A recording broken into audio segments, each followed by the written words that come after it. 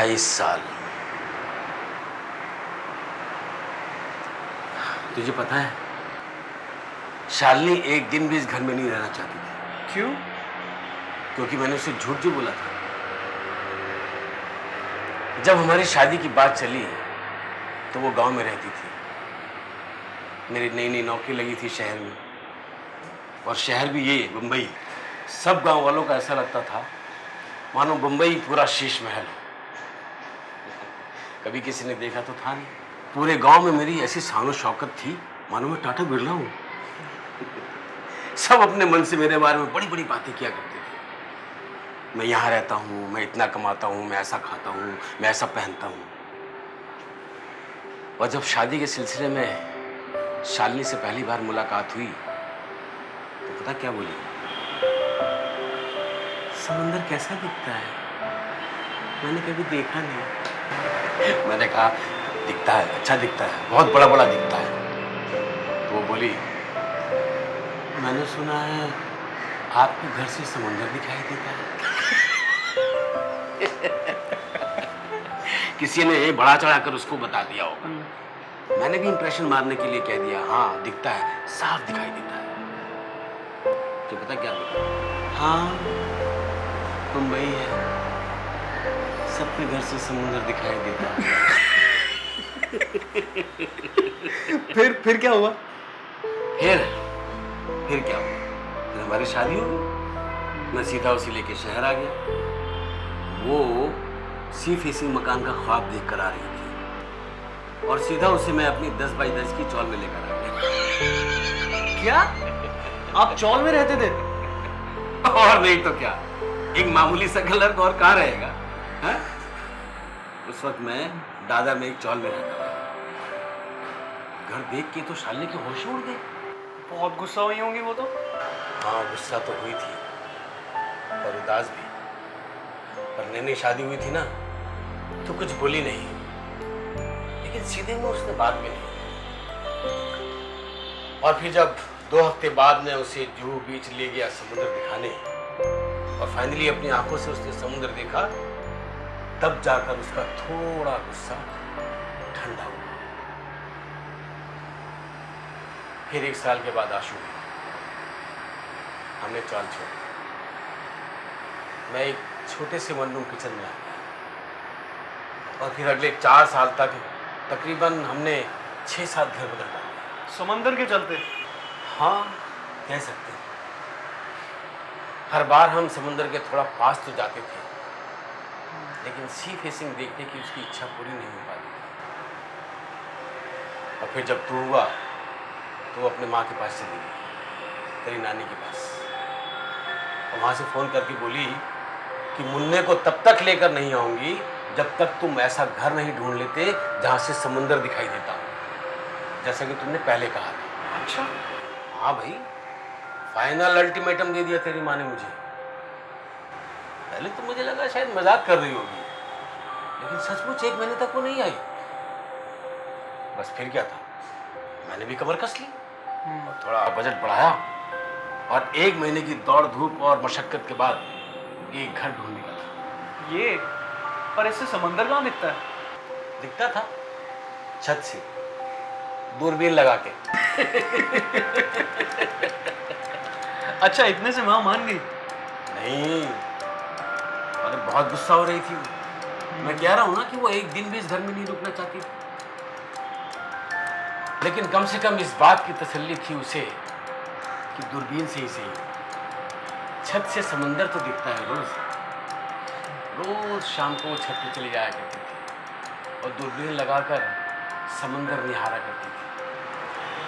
आंखें बंद करके गहरी सांसें लिया करती थी, मानो समंदर की ताज़ी हवा ले रही। और फिर धीरे धीरे शहर बढ़ता गया, बड़ी बड़ी इमारतें बन गई और छत से भी समंदर दिखना बंद हो गया। अच्छा, तो फिर माँ ने बोला नहीं घर बदलने को? नहीं, तब तक हम दोनों को इस घर से कुछ लगाव सा हो गया, और तुम दोनों भी बड़े हो गए थे। तुम्हारा स्कूल भी घर के नजदीक था और मेरा दफ्तर भी। धीरे धीरे ये घर फैमिली मेंबर सा बन गया। यहाँ पर हमने बहुत कुछ देखा, बहुत कुछ महसूस किया। तुम्हारा और आशु का बचपन, तुम्हारे बर्थडेज, हमारी एनिवर्सरी, आशु की शादी, सारे त्यौहार, राखी, होली, दिवाली। 28 साल पहले दिवाली के ही दिन शालिनी तुझे गांव से लेकर वापस लौटी और उसी दिन हम इस घर में रहने आए। आया ना, तभी हम हर दिवाली पे डबल सेलिब्रेशंस करते थे, दिवाली और घर की एनिवर्सरी। बाय गॉड, कितना डांटते थे आप दिवाली पे मुझे और आशु दीदी को। ये साफ करो, वो पोंछो, घर की पुताई, रंग लगाओ, झालर लगाओ, दिए सजाओ और पता नहीं क्या क्या। सुबह उठते ही काम पे लगा देते थे आप, और कुछ भी बोलो तो बस एक ही जवाब, दिवाली पे घर ऐसे दिखेगा, दिवाली पे घर ऐसे दिखेगा। हाँ बिल्कुल, सबको ऐसा लगता है। बचपन में सबको ये चीजें समझ में नहीं आती। अब आशु को देख, बचपन में वो सब इन कामों से जी चुराती थी और अब शादी के बाद अपने घर को चमका कर रखती है। अब तो तूने भी घर ले लिया है, अब देखते हैं दिवाली पे तू कैसे अपने घर को रखता है। हाँ सही है, अब मेरी बारी है। जैसे आप मुझे परेशान करते थे ना दिवाली पे, अब मैं आपको परेशान करूंगा। तुम्हें इसकी जरूरत नहीं पड़ेगी, वो तो वैसे ही ख्याल रखेंगे। और वैसे भी हम लोगों को इन चीज़ों की अहमियत तुमसे ज़्यादा है। तो तुझे मालूम, इस घर को ढूंढने में मुझे कितनी मेहनत करनी पड़ी। पूरे 1 महीना ऑफिस के बाद और हर संडे सारा दिन घूमता रहता था, इस ब्रोकर से उस ब्रोकर, उस मोहल्ले से उस मोहल्ले। कभी सोसाइटी अच्छी थी तो घर खराब थे, घर अच्छे थे तो सोसाइटी खराब थी। तुम लोगों ने वो सब दिन नहीं देखे। तुम्हारा क्या, घर चाहिए था, जेब में पैसे थे, बस ये मोबाइल उठाया और वो क्या कहते हैं इसको? अच्छा, ऐप। हाँ बस, ऐप खोला और उंगली यूं करी और साइड डिटेल हाजिर। तो सही है ना पापा, वो सारी प्रॉब्लम्स ही नहीं है। हाँ ये बात तो है बेटा।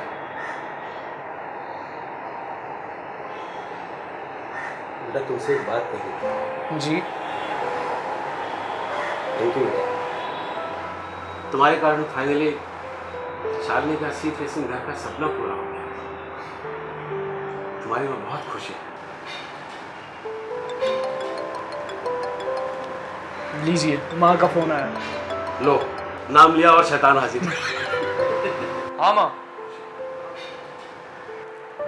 बस आ रहे हैं माँ, निकल रहे हैं। माँ वो बस थोड़ा पुराने घर आए थे। हाँ माँ, बस निकल रहे हैं, पहुंच जाएंगे तब तक। ओके माँ, बाय। पापा वो माँ कह रही थी कि 7 बजे की पूजा है, सो चलें।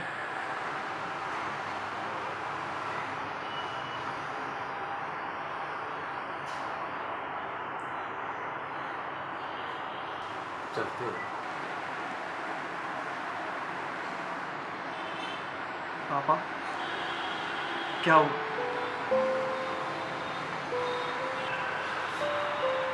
कुछ नहीं बेटा, बस इस घर को छोड़कर जाने का मन नहीं कर रहा। 28 सालों में इस घर ने हमें बहुत कुछ दिया और आज दिवाली के दिन इसे हम अंधेरे में छोड़कर जा रहे हैं।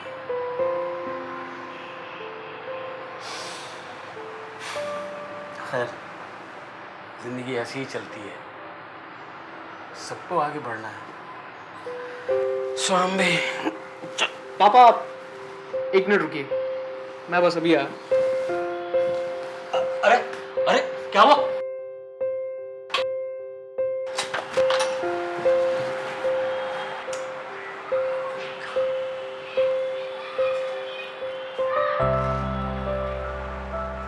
पापा आज भी इस घर में अंधेरा नहीं होगा।